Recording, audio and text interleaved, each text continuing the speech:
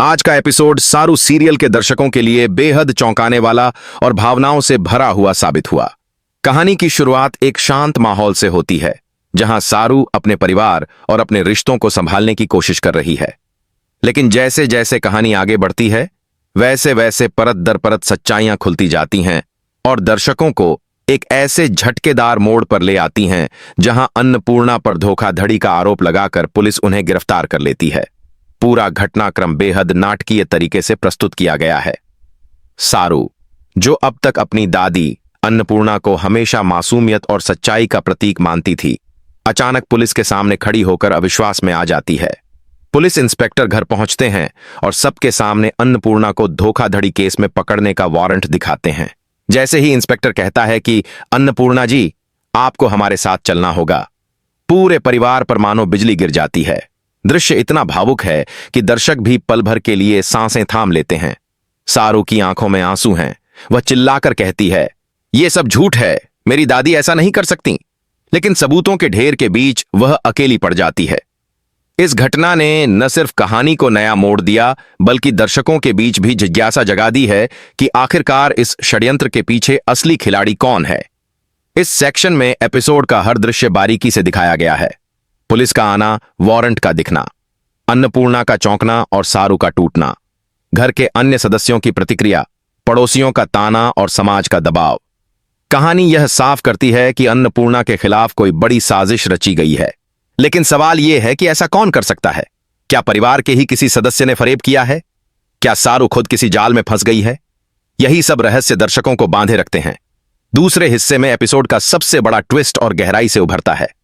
अन्नपूर्णा को पुलिस ले जाती है और थाने में पूछताछ शुरू होती है। इधर घर पर माहौल और भी तनावपूर्ण हो जाता है।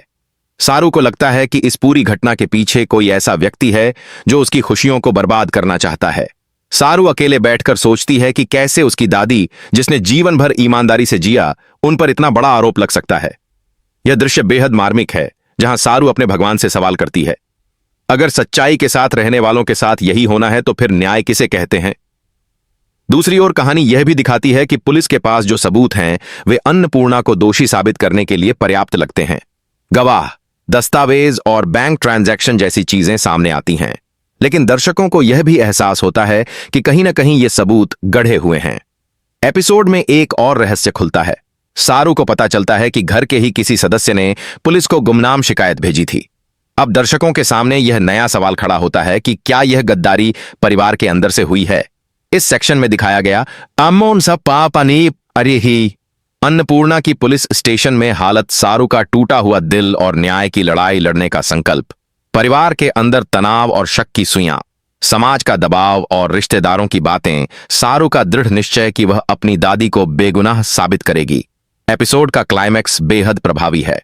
सारू हाथ जोड़कर अपनी दादी से वादा करती है कि मैं आपके साथ हूं और सच को सबके सामने लाकर रहूंगी। यह डायलॉग दर्शकों को आश्वस्त करता है कि आगे की कहानी और भी ज्यादा रोमांचक और इमोशनल होगी। अंत में यह एपिसोड आने वाले दिनों के लिए कई सवाल छोड़ जाता है। क्या अन्नपूर्णा सच में निर्दोष हैं, या उनके अतीत में कोई ऐसा राज है जो अब सामने आ रहा है? आखिर वह कौन है जिसने यह फरेब रचा? क्या सारू अपनी दादी को जेल से छुड़ा पाएगी? निष्कर्ष, 15 सितंबर का एपिसोड सारू का अब तक का सबसे बड़ा ड्रामा साबित हुआ। अन्नपूर्णा की गिरफ्तारी ने कहानी को नए ट्रैक पर डाल दिया है। दर्शकों के लिए यह सिर्फ एक एपिसोड नहीं, बल्कि एक भावनात्मक रोलर कोस्टर था। अगले एपिसोड के लिए जिज्ञासा अब चरम पर पहुंच गई है। क्या आप चाहेंगे कि मैं इसमें क्लाइमैक्स और अगले एपिसोड का प्रिडिक्शन, आगे क्या हो सकता है, भी जोड़ दूं, ताकि यह और लंबा और रोचक लगे?